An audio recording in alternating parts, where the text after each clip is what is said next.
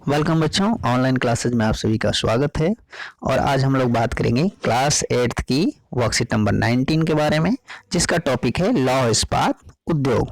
बच्चों, हम बताते चलें आपको कि यह आपके सामाजिक विज्ञान की भूगोल जो पुस्तक है उसका पाठ 5 से संबंधित है। इसीलिए जब इस वर्कशीट को आप करें तो उसके साथ साथ इस पाठ को भी थ्रोली अच्छी तरह से 1-2 बार जरूर पढ़ें। इससे आपको चीज़ों को समझने में मदद मिलेगी। तो आज हम लोग जानेंगे उद्योगों के बारे में, खास तौर से लौह इस्पात उद्योग के बारे में। तो हम लोग जानेंगे कि लौह इस्पात उद्योग क्या है और किस तरह से हमारे लिए इम्पोर्टेंस है और हमारे देश में यह कहाँ कहाँ पर स्थित है। तो आइए शुरू करते हैं लौह इस्पात उद्योग के बारे में। यह वह उद्योग जिसके उत्पाद अन्य उद्योगों के लिए कच्चे माल के रूप में प्रयोग होते हैं, यानी जो लौह इस्पात उद्योग है इसका उत्पाद अन्य उद्योगों के लिए कच्चा माल उपलब्ध कराता है। इस उद्योग के लिए निवेश में लगाए जाने वाले श्रम, पूंजी, स्थान और अन्य अवसंरचना के साथ साथ लौह अयस्क, कोयला और चूना पत्थर कच्चे माल के रूप में सम्मिलित होते हैं। यानी ये सारी चीजें इस उद्योग को शुरू करने के लिए लगती हैं। लौह अयस्क में इस्पात निर्माण में कच्चे माल को चौका भट्ठी में रखने से लेकर प्रगलित किया जाता है। प्रगलित मतलब गलाना होता है, ठीक है। परिशोधित प्रक्रिया से गुजरना होता है। परिशोधित मतलब उसे साफ किया जाता है, क्योंकि जो लौह अयस्क है वो जमीन के अंदर से खुदाई करके निकाली जाती है, तो उसमें बहुत सारे जो अपशिष्ट पदार्थ, अन्य चीजें हैं वो भी रहती हैं, तो उनको बाहर निकाला जाता है गला करके। तब जाकर उत्पाद के रूप में इस्पात प्राप्त होता है, जो कि अन्य उद्योगों में कच्चे माल के रूप में प्रयोग किया जाता है। तो उसको गला करके, फिर उसको साफ करके, फिर उसमें कार्बन और निकल मिला करके इस्पात का निर्माण किया जाता है। अब जो इस्पात है, इस्पात के मिश्रण से एल्युमिनियम, निकल, तांबा के तार बनाए जाते हैं, ठीक है। इस्पात को मिला करके जो तार हम बिजली के यंत्रों में इस्तेमाल करते हैं। ऐसी और भी बहुत वस्तुएं हैं जिनके निर्माण में इस्पात या लोहे का प्रयोग होता है, जैसे पोत, रेलगाड़ी, ट्रक। इतनी देखिए बड़ी बड़ी चीजों, कृषि यंत्र, विशाल भवन निर्माण में इस्पात का प्रयोग किया जाता है। इसके साथ साथ देखिए सुई, सेफ्टी पिन, यानी बड़ी से बड़ी चीजों से लेकर के छोटी से छोटी चीजों तक का निर्माण लोहे से यानी इस्पात से किया जाता है। इसीलिए काफी महत्वपूर्ण है। देश में महत्वपूर्ण इस्पात उत्पादन केंद्रों में देखिए कहाँ कहाँ है, भिलाई, दुर्गापुर, बर्नपुर, जमशेदपुर, राउरकेला और बोकारो आदि सम्मिलित है। यानी इन स्थानों पर लौह इस्पात केंद्र स्थापित किए गए हैं और यह मुख्यतः 4 राज्यों पश्चिम बंगाल, झारखंड, उड़ीसा और छत्तीसगढ़ में फैले हुए हैं। इन्हीं 4 राज्यों में मुख्यतः इसलिए फैले हुए हैं क्योंकि यहीं पर लौह अयस्क की अधिकतर खदानें पाई जाती है। तो इस तरह से हमने जाना कि लौह इस्पात उद्योग के लिए क्या क्या चीज आवश्यक तत्व होते हैं और इसके क्या लाभ है और ये किन क्षेत्रों में फैले हुए हैं।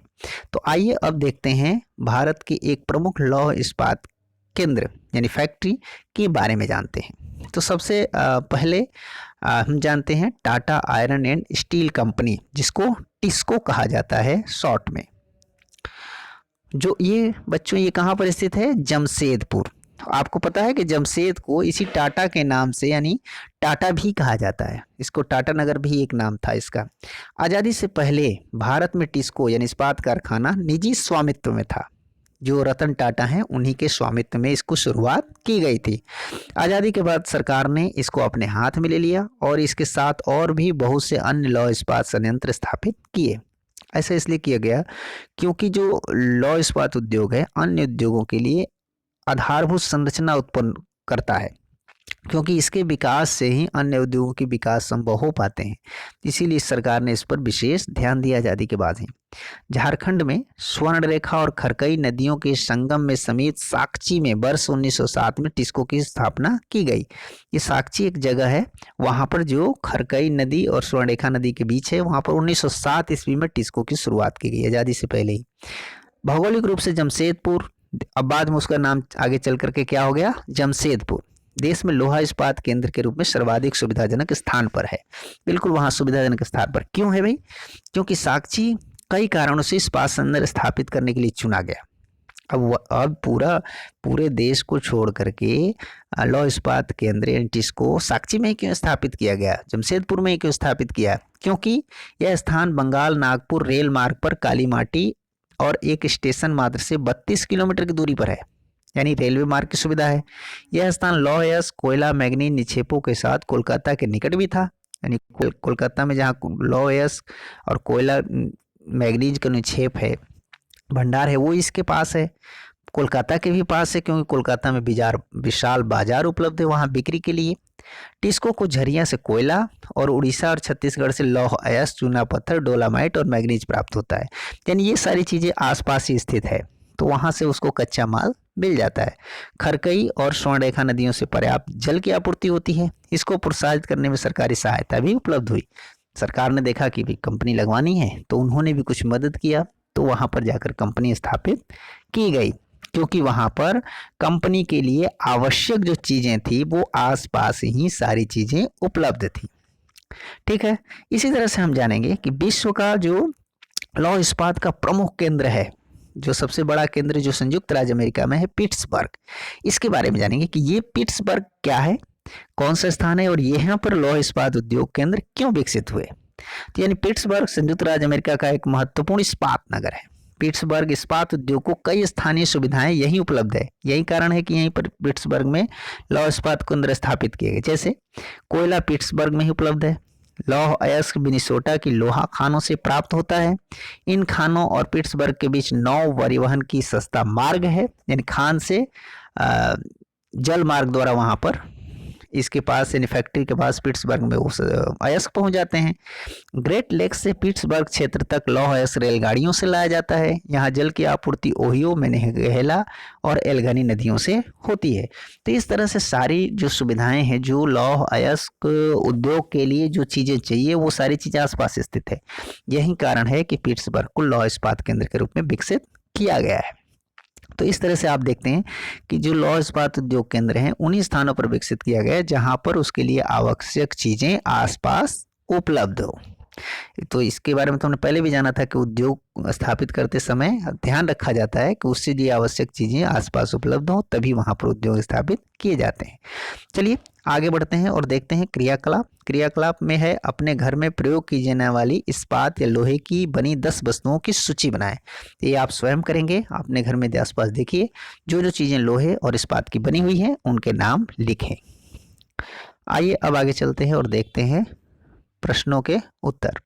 ये 4 प्रश्न दिए हुए हैं और इन प्रश्नों के हम एक एक करके उत्तर पर चर्चा। बच्चों, पहला प्रश्न है, भारत में लौह अयस्क उद्योग के प्रमुख केंद्रों के नाम लिखिए।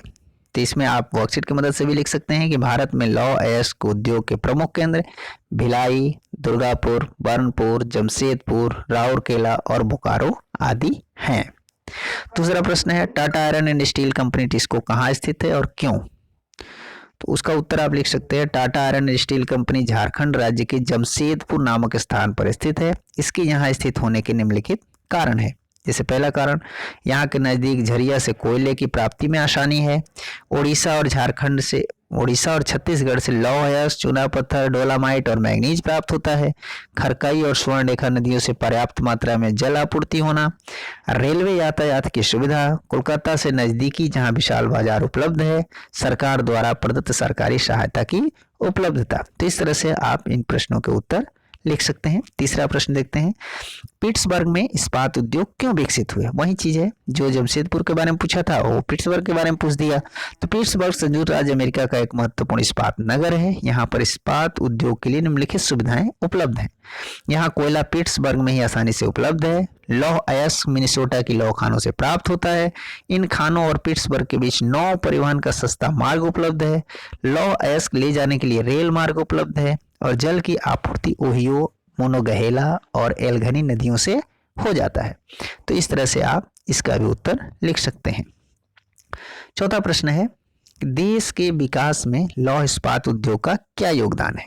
तो इसको भी आप इस तरह से लिख सकते हैं कि लौह इस्पात उद्योग को आधारभूत उद्योग कहलाता है, क्योंकि इस उद्योग के उत्पाद अन्य उद्योगों के लिए कच्चे माल के रूप में प्रयोग होते हैं। इस उद्योग के माध्यम से पोर्ट, रेलगाड़ी, ट्रक, कृषि यंत्र और विशाल भवनों से लेकर सुई और सेफ्टी पिनों तक, यानी बड़ी से बड़ी चीजों से लेकर छोटी से छोटी चीजों तक के निर्माण के लिए साधन उपलब्ध कराए जाते हैं। वहीं इसी उद्योगों की सहायता से मशीनों का निर्माण होता है।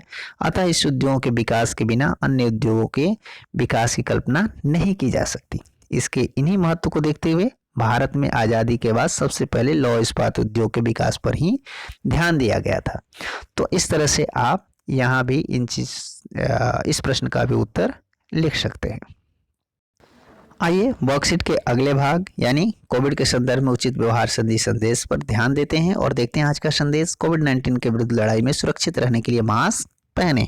बच्चों, हम लोग सभी जानते हैं कि कोविड-19 का संकट अभी टला नहीं है, इसीलिए हमें उससे संबंधित प्रिकॉशन को पूरी तरह से फॉलो करनी है। यानी जब भी बाहर निकले मास्क जरूर पहने जो नाक और मुंह को पूरी तरह से ढके, साथ ही साथ सोशल डिस्टेंसिंग का पालन करें और नियमित रूप से अपने हाथ को साबुन और पानी से धोते रहें। ऐसा करके हम स्वयं का और अपनों का और अपनी समाज का कोविड-19 से बचाव कर सकते हैं। तो उम्मीद है आपको ये वर्कशीट अच्छी तरह से समझ में आ गई होगी। तो चलिए कॉपी कलम निकालिए और इस वर्कशीट को पूरा करके अपने सर जी को भेज दीजिए ताकि वो चेक कर सकें कि आपने कितना कुछ सीखा है। मिलते हैं अगली वर्कशीट में, तब तक के लिए घर पे रहें, स्वस्थ रहें, सुरक्षित रहें। धन्यवाद।